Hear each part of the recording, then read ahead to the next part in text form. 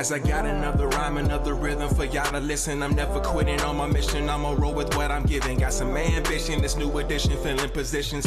Looking at the void in myself and feeling what's missing. Better watch the way you going, better go in the right direction. In the moment you stressing, but you gon' be counting blessings. And I know that for certain, keep on working, open curtains. Haters swerving, cause they ain't ready for your final version. Whoa. I'm never gonna give up, fall down, I just gotta get up, yeah.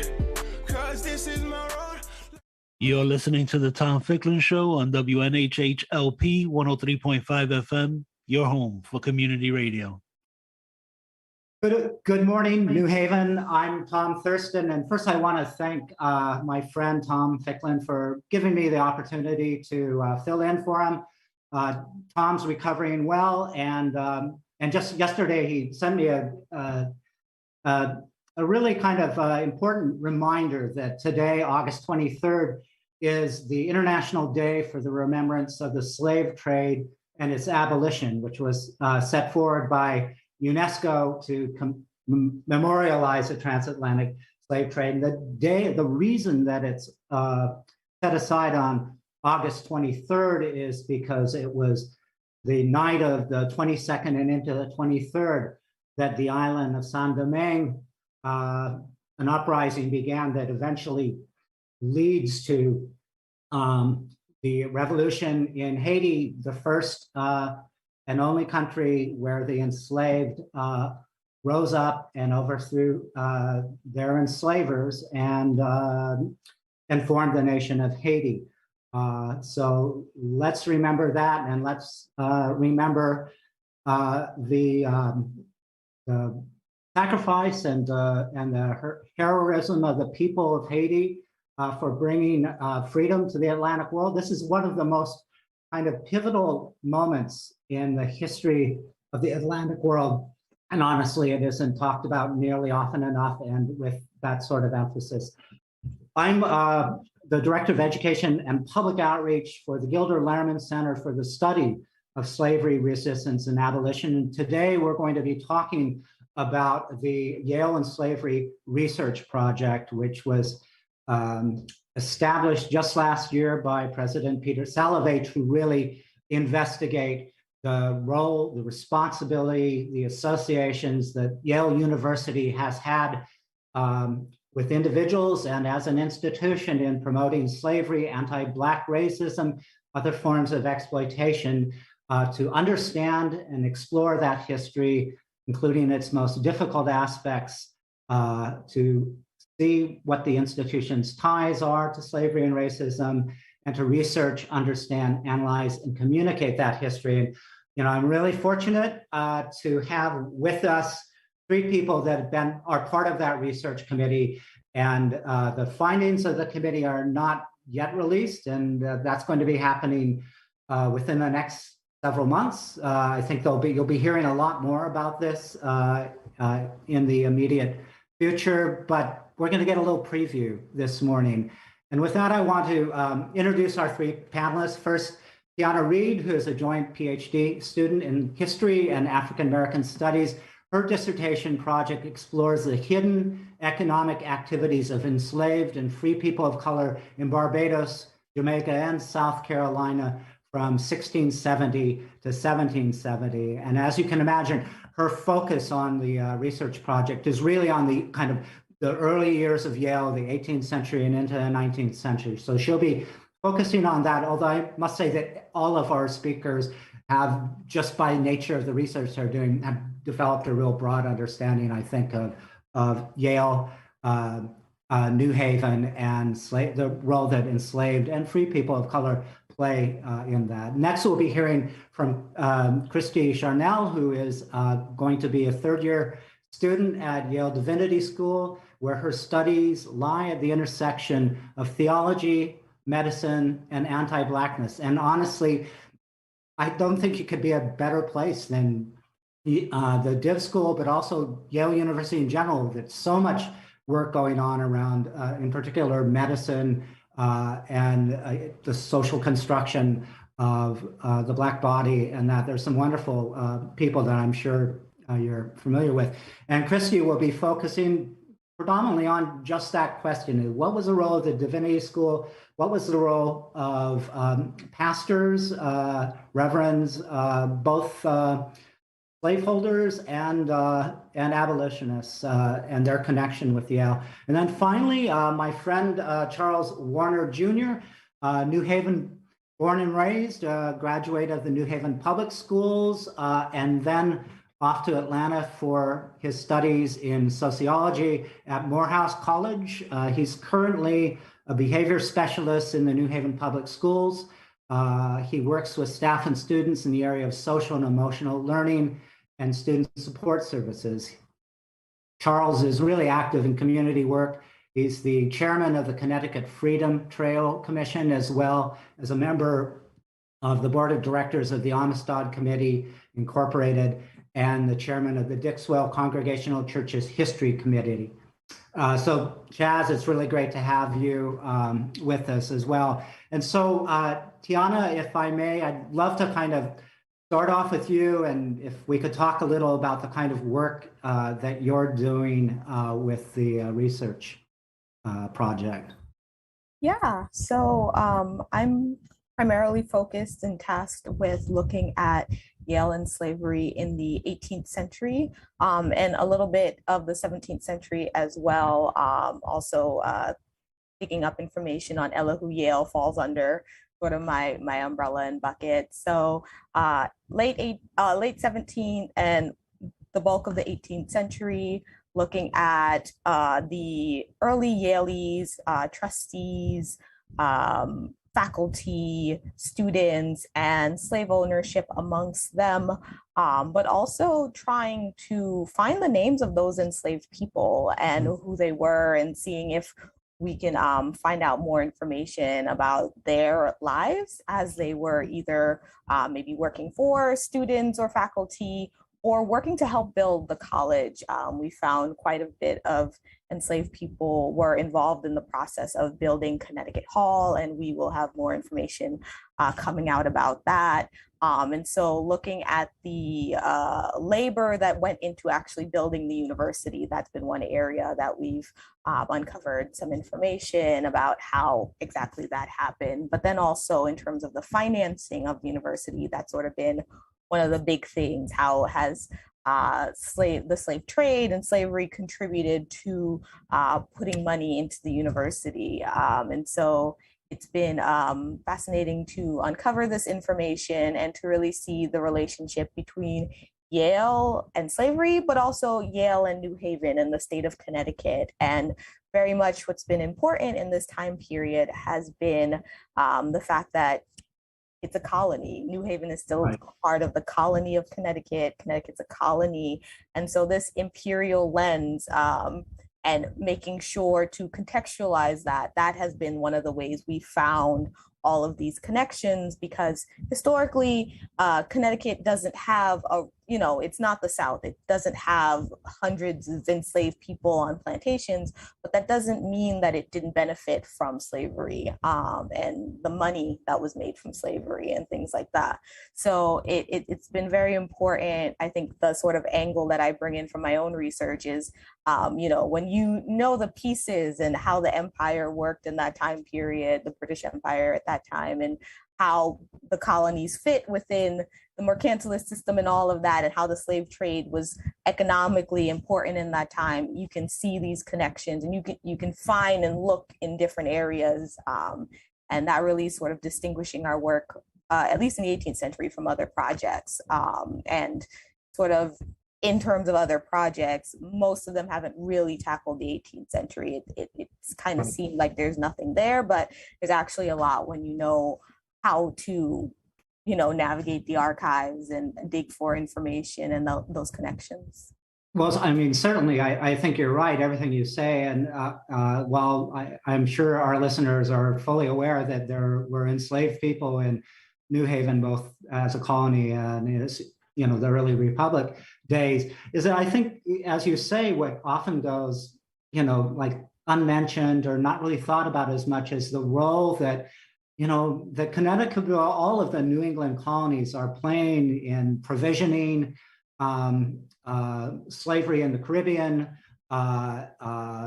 processing produce that's coming from the Caribbean and then being shipped to the British Empire, and the fortunes that are made through those processes. Could you say a little more just about some of the people at Yale in particular who really benefited in either directly or in this indirect kind of provisioning trade from this? Yeah, so in one of the people that we're looking at or that have come up, so Governor Stoughton, who was very important in sort of establishing Yale in New Haven. So originally Yale was in Saybrook, and the college moves over. The Stoughton family is involved in the slave trade long term, but also Governor Stoughton, his son comes to Yale. That's a part of the sort of like colony pushing for the survival of the institution.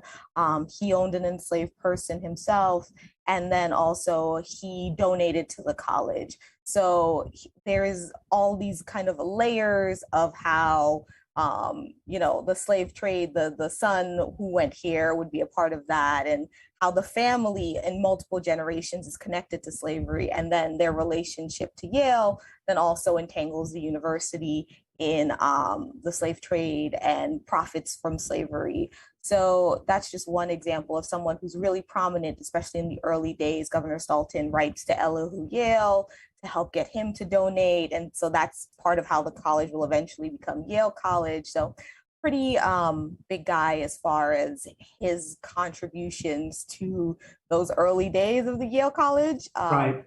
So, right. Yeah, that's one example, not just of one individual, but sort of that family that will, keep a connection to Yale and then keep a connection to slavery and then entangle the university in that relationship.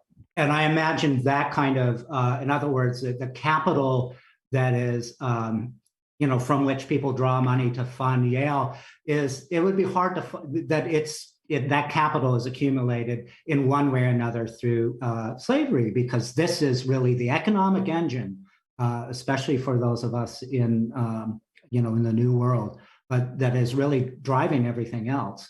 But the other thing you mentioned that I'd love to hear more about are the enslaved people that you're kind of finding.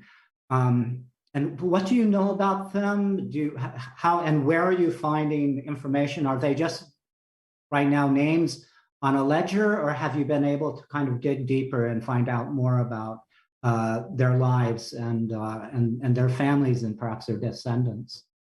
Yeah, so far it's been because there's just so little research previously done on the 18th century, it's been about going back to those wills or those runaway ads and those kinds of documents and trying to match the names of the mentioned enslaved people to the Yale personnel that we believe they're connected to. So for right now, we just really have, we've been just gathering the names that we can find of those enslaved people like Pompey, people like George, people like enslaved women like Lily. And so they're connected to various trustees, early Yale students, reverends that I will, put that to Christy later on, some of the reverends who graduate from the university or college at that point. They also have enslaved people. And so that becomes a longer story of some conflict later on with whether or not reverends should have enslaved people and abolitionist sentiment later on in the 18th century. But at least in the beginning, there's quite a bit of slave ownership amongst the early Yale staff and personnel. And so finding those names, finding those people, and then hopefully as the project goes along, seeing if we can find their family or what happens to them. So far, it's really hard it's been difficult trying to find enslaved people in early Connecticut. The records aren't particularly great. The other thing that's not necessarily helping either for the enslavers or the enslaved people is the repetitiveness of names. A lot of people have the same names. So then there's a lot to make sure that we are matching the correct people on both ends. So the research is pretty rigorous to make sure that, when we're saying this person owned this enslaved person and this is where they went on to, we can be pretty certain of that. We have found one free person, Jethro Luke, who's there's a whole sort of a presentation on that available through the Beinecke. I think he's one of the more fleshed out stories that we have to some degree. There's still more work to be done even on Jethro Luke and the piece of property that he owned. But we know he worked on Connecticut College and he was employed by the university in the 18th century. And so we're using a sort of variety of methods to try to figure out who were these enslaved people. And then a sort of smaller contingent even within that are the enslaved Native Americans that are part of this story, that there are a few of them as well who are owned in the earlier part of the 18th century. So really trying to connect those dots, and that's why the research is still ongoing in some of these. And it's been less than a year that kind of officially we've started this project, and clearly while we will be releasing something within the next couple of months, that this is preliminary research that all of you are doing, and including into the 20th century and those stories. I mean, I've been hearing stories from you at Yale that I've just never heard of before, that I think are really coming, straight from the archives. It's really exciting, and I think for any of you out there who are interested in kind of dipping your toes in this kind of world of research, there's plenty still to be done. These, in some ways, we're creating some signposts to kind of take you on your way, but there's always more to kind of discover in this.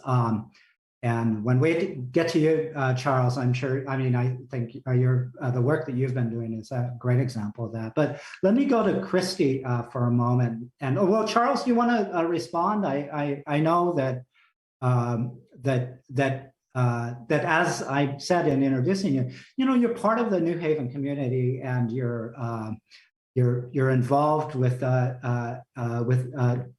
Dixwell, with the Dixwell Church, which has a long, distinguished pedigree, and you're part of, you work on church history there as well as just general New Haven history. You're with the Freedom Trail Project.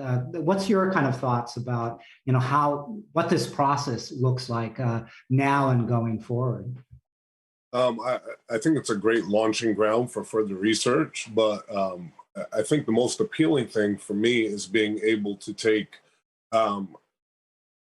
history that sometimes doesn't make it into like university archives or Connecticut state libraries, but are really pivotal pieces to making a full story. And a lot of times for African-American history, you will have to go to, homes or historical Black institutions that might hold on to their own information. And so I'm happy because I've been able to bring a lot of information that Black New Haven has had, or some of the older Black institutions. And honestly, in a place like New Haven, and it's probably true across America for Black communities, the oldest institutions a lot of times are the churches.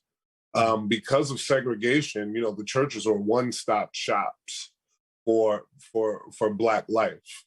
Your social would be there. Your early educational opportunities would have been available there. Health and medical was provided through the church. So a lot of these churches were institutional, what they call institutional church. And Dixwell, the history of Temple Street Church and Dixwell Church is the same way.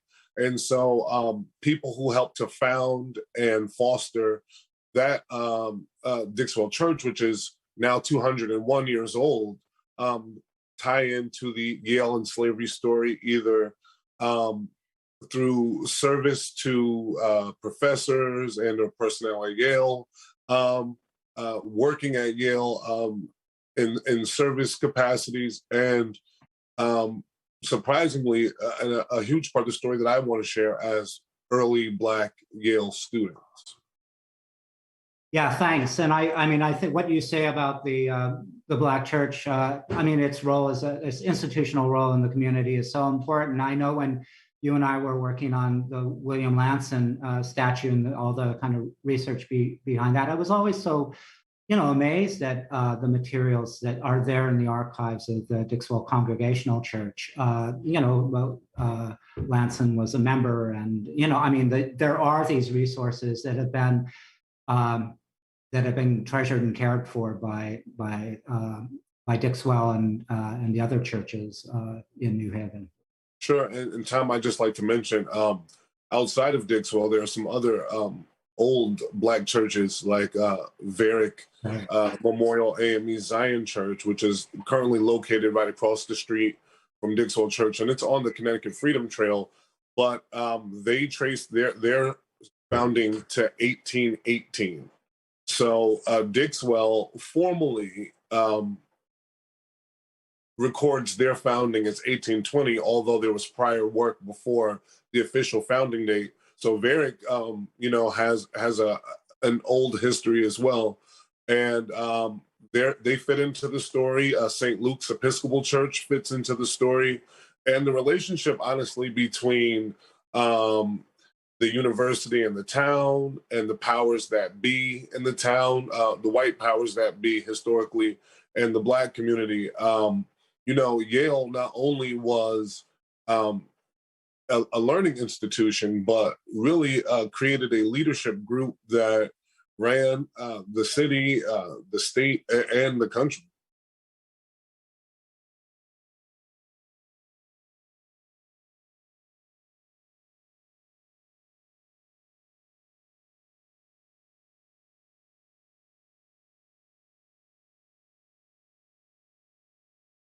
Christy. Yeah, I think he dropped off. He should be back.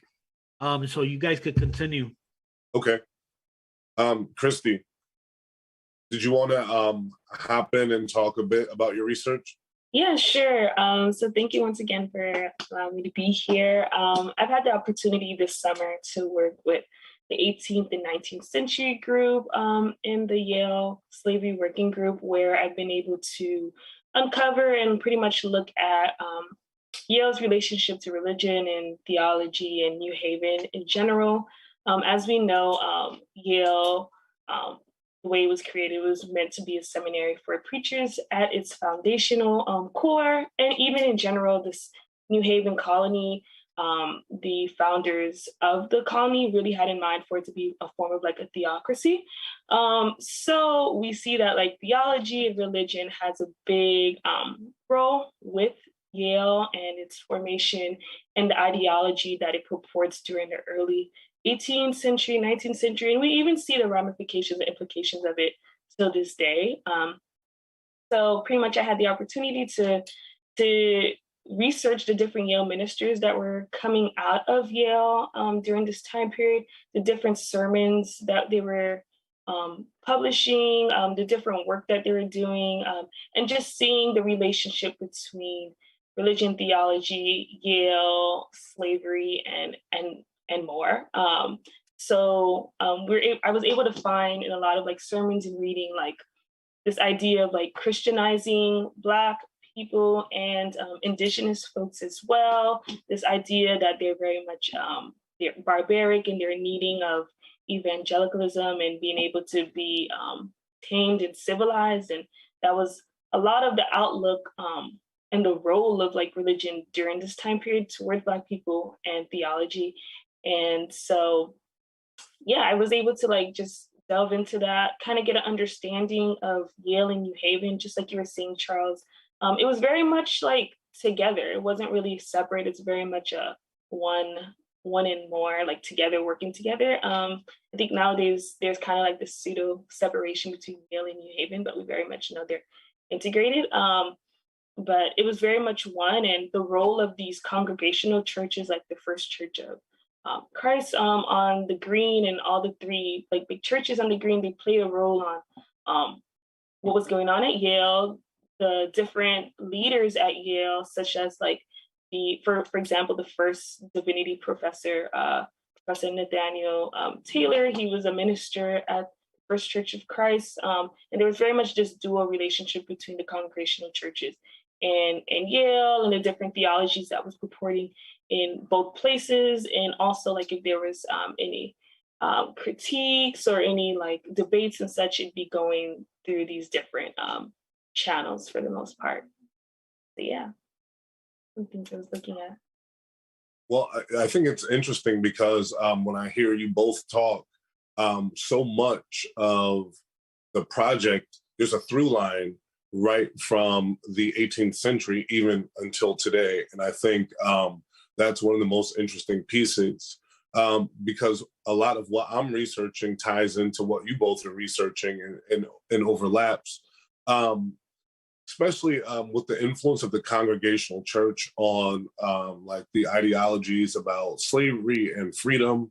And then with them going on to help found many of the historically Black colleges and universities that appear right at the end of the Civil War. And so, you know, my area of research in the study of the 19th century and into the 20th is really about adding some names and some life stories to the ledgers and to the lists.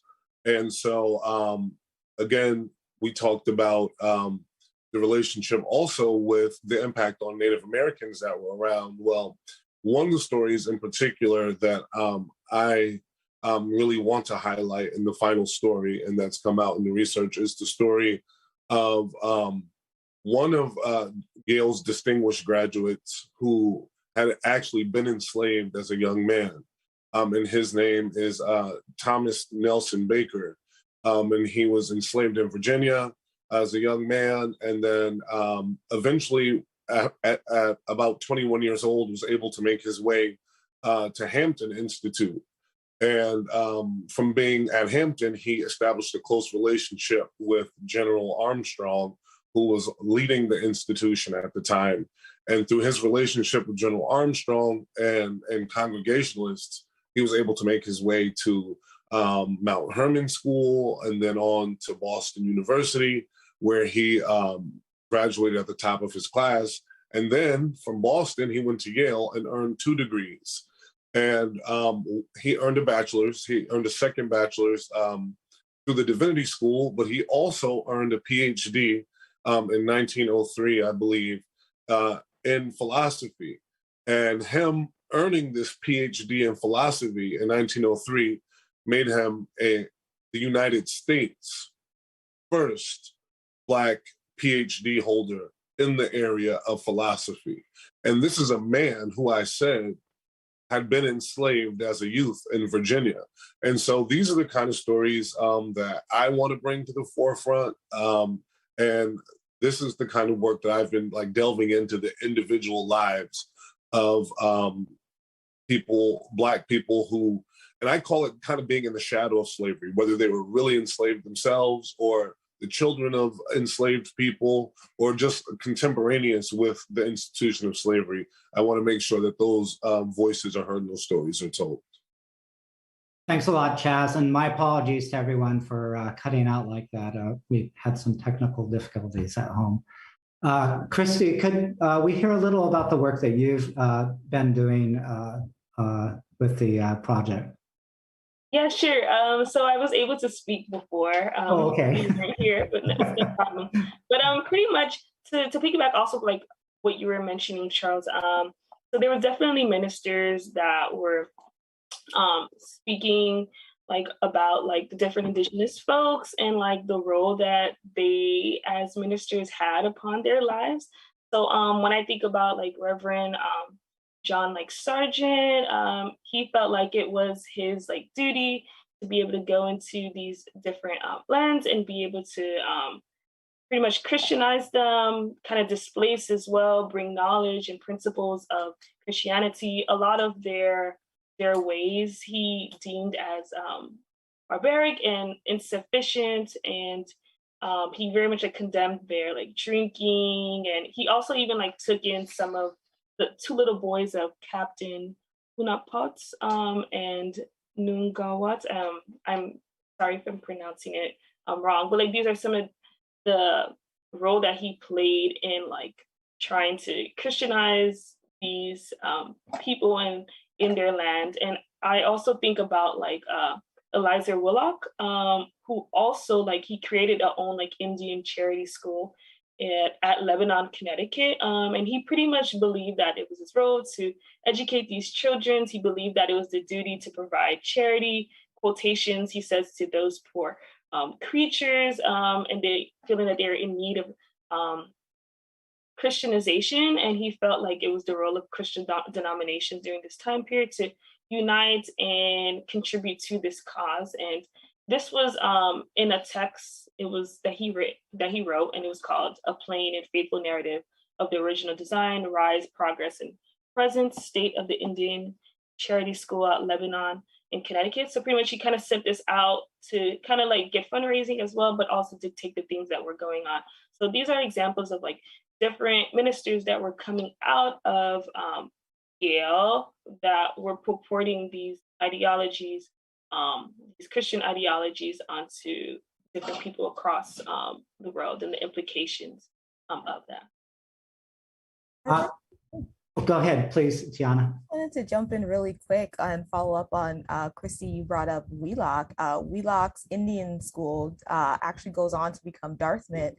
And so the way Charles was mentioning, like a lot of these 18th century and later Yale folks are very important, not only in Yale's story, but really the New Haven. There's a lot of people who want to be justice of the peace or mayors, or, you know, are part of the governance of New Haven. There are people who go on to be involved in the state of Connecticut. There are people who go on to be a part of the signing of the, the Constitution in the early Republic, who are part of the representatives. And then there are a lot of people who are involved in other educational institutions in the Hampton Institute, but also, Dartmouth, who are part of Brown, Columbia. All of these places are affected by Yale grads, Princeton, all of these places that really, these people take their ideologies with them. And as far as the conversation on slavery, there are people who, especially in the early, or, in the 18th century, who may be anti-slave trade, right, but are not anti-slavery. And maybe, even if they hold those anti-slave trade sentiments, are not anti-racist. And you see this real need to differentiate in the 18th century, because, you have people who, yes, they made a school and they're trying to, educate people, but it involves stripping natives or Africans of their culture and their identity, and this kind of imposition of European ideals. So it's nice to have counterbalances where you have Black people who are also, educated, but also a part of the conversation for New Haven, or a part of the conversation for their own community, Native Americans who are part of their, that conversation for themselves. And so really piecing out the different parts of the stories to get a full picture of how different people participated, and,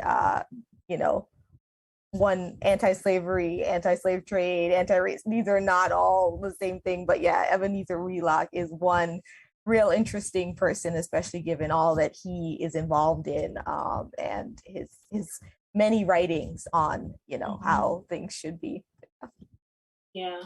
I also would say, like, in regards to like the anti-slavery, but not necessarily racist and stuff, it kind of reminds me of like Samuel Hopkins, which a lot of people do like uplift for saying that, like, he agreed that like Black people should be free and shouldn't be in a state of bondage and stuff, but he still very much held on to dehumanizing like language towards these individuals. He wasn't alive at the time for the American Colonization Society to have been created in 1817, but I definitely think he would have been a colonizationist, because he definitely has writings where he talks about that it'd be best suited for them to like return back to Africa and such, and like what should we do to be able to help them, Christianize them, to be able to do well in their native lands, pretty much.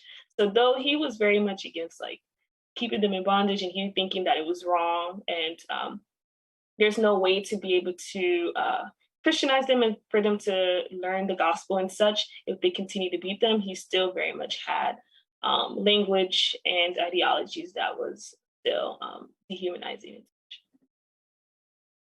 Now, I know that, I think one of the things that's interesting about the project here at Yale is that, it doesn't end with emancipation. The research goes on well into the 20th century and is looking as much at the legacies of slavery as it is about enslavement itself. And I know that hasn't been your major area of focus. Maybe Chaz, maybe some with you, but could you just give a preview of some of those stories that are being uncovered about this that maybe people know a little about, but to put it in the context that this project is doing, I think would be useful to a lot of folks. Sure, I can actually give you a story. And this is going to come to light not only in the written report, but in a program that we're going to be offering the Yale and Slavery Working Group in conjunction with Dixwell Congregational Church, and of course the Gilder Lehrman Center, focusing on some individuals who had a connection to Yale in the early days, some Black individuals, either as workers or early students. And the interesting thing about this conversation, the panelists will be descendants of these people. And so one family in particular really shows a through line with the Black experience in the early days of Yale from the late 1800s into the 20th century. And it really starts with a gentleman by the name of Charles McGlynn, who was for 30 years, starting in about 1869, the college carpenter. And he ran the workshop at the university. And so Charles McGlynn, of course, being there for 30 years, he makes all these wonderful relationships with students and faculty. And he had a bunch of daughters, and two of his daughters married two early Black Yale students, one who graduated from Yale in 1877, and then Charles McGlynn's other son-in-law graduated from the medical school in 1883. And so that story doesn't stop with the family there. Charles McGlynn's grandson, through another one of his daughters, actually attends Yale University in the early 1900s, and then goes on to become the first Black MFA earner at Yale University. And that guy's name was John McGlynn Ross. So you have three generations of a family. And they have actually some other cousins who also attended Yale early on in the 1900s as well. But my point is, here you have a man who was born in North Carolina during the time of slavery. Now, he was not enslaved, but he was apprenticed out to learn a craft, and then moved here with a wave of folks from North Carolina to New Haven. But my point is, this man grew up definitely within a arm's reach of slavery. And in one generation, he has two Yale graduate son-in-laws, and then his grandson becomes a Yale graduate. So really, he starts this Yale dynasty, walking out of the shadow of slavery. Yeah, and I just to give a plug to the event that's coming up that deals with this. It's called Gleaming in the Shadow of Slavery, a conversation with descendants of African Americans of Old Yale, going to be on Thursday, September 16th, 2021 at 7 p.m. And addition to the GLC, it's the Dixwell Congregational Church is one of the main sponsors, and I believe you're kind of moderating it. Is that correct, Charles? Well, I'm on the panel. I'm not the moderator, but I will be present on the panel. But since like the research of the three of us on this conversation right now, you hear us talk back to the relationship between the church and the university, and with Yale, you're talking about the congregational church, and so there is this tie between Dixwell Church and Yale because it's a congregational church, and it is either the first or the second Black congregational church in existence. And this kind of, I would call it an experiment because the white, kind-hearted liberal folks who helped to form and sort of nester the Dixwell Congregational Church then went on to do the same thing across the United States and throughout the South when the slaves were freed. So you have schools popping up all over, whether they're become universities or colleges or like grammar schools. But a lot of these folks who did this work did so under the banner of the Congregational Church. And so there's this kind of weaved connection between the Congregational Church, Yale University, Dixwell Church, and other Black congregational churches and institutions. And you see it, again, from like the 1860s well into the 1900s with philanthropy and even the pipeline of Black students who eventually get the opportunity to start coming into the university do so through that relationship between Yale, the Congregationalists, and them working with the freedmen after the Civil War. So do you think that, I mean, you mentioned that relationship, but are there relationships as well between Yale and AME or Varick as well? Because I know AME is as well the Abyssinian Methodist Episcopal is doing similar kind of work during the Civil War and afterwards, and bringing schools and that through the area. Sure. I mean, there were other denominations that did that kind of work as well. Like you said, the Methodist Church did. The Episcopal Church took some swipes at it. The Baptist Church also set up schools like Spelman and Morehouse were historically related to the Baptist denomination. So yeah, sure. White religion definitely wanted to have a hand in developing these freed Black people. And part of that wasn't just out of like Christian duty, but the other part is about influencing minds and shaping people. If you get to be the maker of these people, then they're an extension of your operation. And you're growing, your denomination or your brand, if you will. So yes, there are other relationships between church and developing the Black community. I'd say, some of the other legacies that the working group is uncovering are into the 20th century are the, like the Klan at Yale,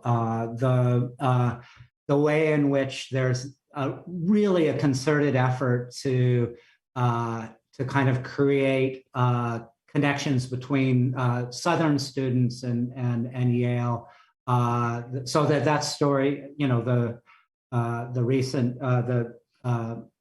recent changing of Calhoun College, that's not, it's not a surprise that it's named Calhoun in the 30s. But there's a long kind of presence of that. So the story of Yale and slavery doesn't end with emancipation. certainly in that way. But I wonder if all of you could reflect a little on why this story is important to members of the Yale community and members of and the New Haven community, for that matter. Why, why does this story matter today?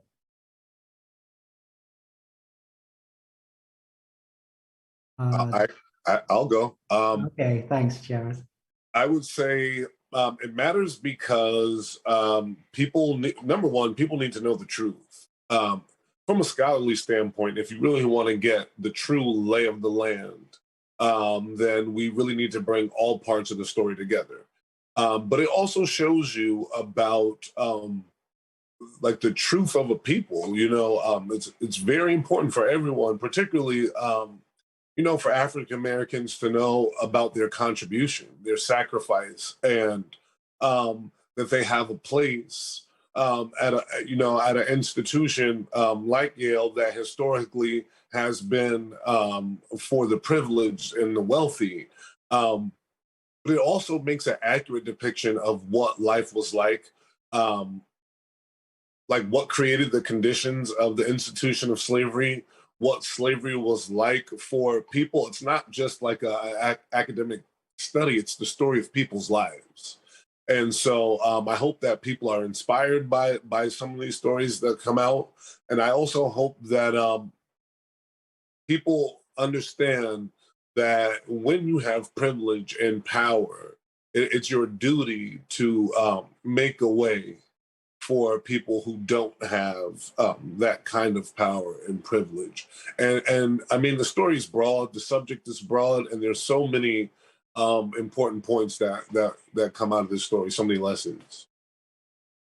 Yeah, Christy, I know that the Div School has been doing a lot of work over the last years and kind of looking at its own history, but also acknowledging those leaders from the African American community that have come through the Div School. I think they rename a room after Reverend Pennington, and there's a beautiful portrait in the room. Could you say more about some of the kind of actions and the reflection that's been going on at the Div School? Yeah, sure. So I wasn't there during that time period for when the Div School was doing that type of work in regards to Pennington, since I'm relatively new to the school. However, I do know that they plan on doing an online exhibit detailing their relationship to slavery and such. I'm not on that committee, can't really speak too much as to what things are going to be done there, but I've heard that they're trying to do work.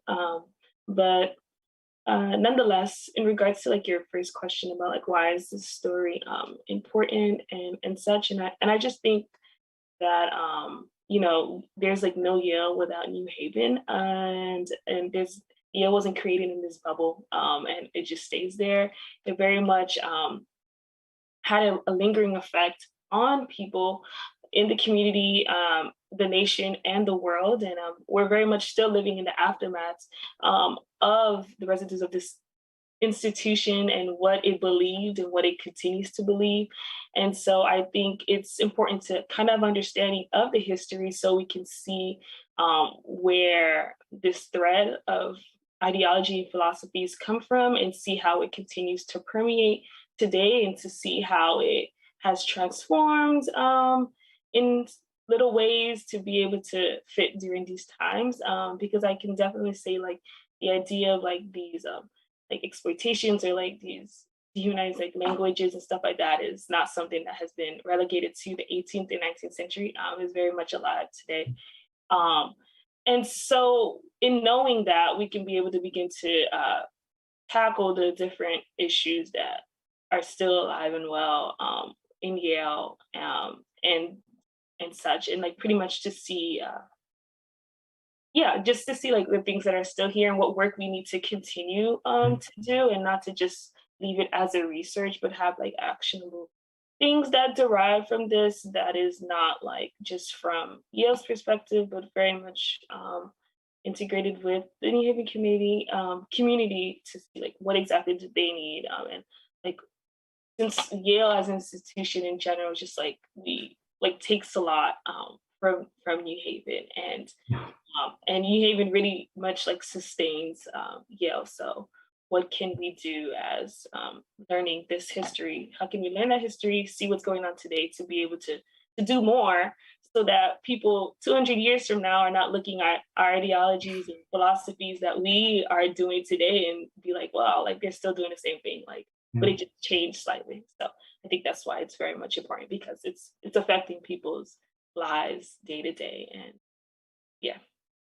Thanks, Christy. Tiana, I know you're all of you, and maybe you could speak for the others, are you're not writing a report to end up on a bookshelf. Where would you like to see this project go from here? I think for me, what I'd like to see from this project, and piggybacking off a lot of what Christy said, I'd really like to see one, some kind of conversation or some kind of plan to give back to New Haven, especially in the 18th century. That move from Saybrook to New Haven was based on the idea that New Haven would be able to financially support Yale in a way, or support a college in a way that other parts of the state could not. So there's a lot in terms of how New Haven supported Yale financially. And so thinking about, how much the seaport industry is very different now. In the 18th century, that it was so robust, and it was so robust because of the slave trade with the West Indies. And then in the 19th century, you have other, New Haven's still a pretty robust seaport, but it's not in the same way because slavery will end in the British Caribbean. But it's still very important to financing. New Haven's role as a seaport is important to financing Yale and keeping it alive before you get like those really big donations that are going to come, in like the 20th century. Before then, you really got to rely on subscriptions from your local colonists. So thinking about sort of the conversations that can be had from this project, can proceeds from the book or whatever go to the community or go to scholarships. Thinking about the Negro college that story will come out about, the Negro college that never was, because of Yale's role in blocking that and so essentially kind of blocking the first HBCU, but later on supporting the Hampton Institute. Like, is there something to be said about Yale supporting, giving more to HBCUs, or, to help with that, and thinking about its role there. And then besides that, thinking about education and curriculum, the history of Calhoun in particular, because he's right at the beginning of the 19th century, Calhoun's history and how he gets portrayed in his lifetime and then after his lifetime, Yale has a lot to do in whitewashing that and making that squeaky clean and eradicating slavery from that conversation and making him, propagating this idea of him as a great white man. And we don't need to talk about slavery, and things like that, and the sort of lost cause. And Yale was a part of promoting that ideology and sort of this idea that, the Civil War has nothing to do with slavery. Like, Yale's a part of that, and thinking about what Yale can do now to, correct that, and where Yale needs to be involved in the national conversation on education and the education of slavery, and putting that in the curriculum, and the slave trade. Like, so there's a lot that the university could do, has done historically, and, what this research is showing is very much that, what I hope is that we can push the university to act now to correct some of its mistakes that we are uncovering, and then also to act in a more positive way towards New Haven, towards Black people, towards Native Americans going forward, to really, sort of have some accountability, but also a change in direction and relationship to certain communities. So hopefully this contributes to that. Yeah, I think this is a great place to end things. Harry's giving me the sign off. And by the way, I really want to thank Harry Draws for all his work and for getting me back online. And again, our best to Tom Ficklin. This is the Tom Ficklin Show. just another Tom moderating today. Thanks so much for all of you. I do want to let you know that in October, the end of October, 28th, 29th, 30th, there's going to be an international, a conference on Yale and slavery that the Gilder Lehrman Center is doing. We're going to make it public, ideally, with people on benches and chairs taking part in it, but certainly it'll be available virtually for sure. We're hoping, fingers crossed, that we can get a venue that we can bring as many people who are interested in the subject. And thanks to all of you for the work that you're doing. And here's that we continue doing really this work of self-reflection and repair, I hope. Right my wrongs alone in competition with warnings, ice galore. Now I'm running toward them highlights. I'm finished being a quitter, but little by little they joking, telling some riddles. Now I'm in my section, ain't willing to give up. Know you getting knocked down, but you gotta get up. This is Harry Drove, and you're listening to WNHHLP 103.5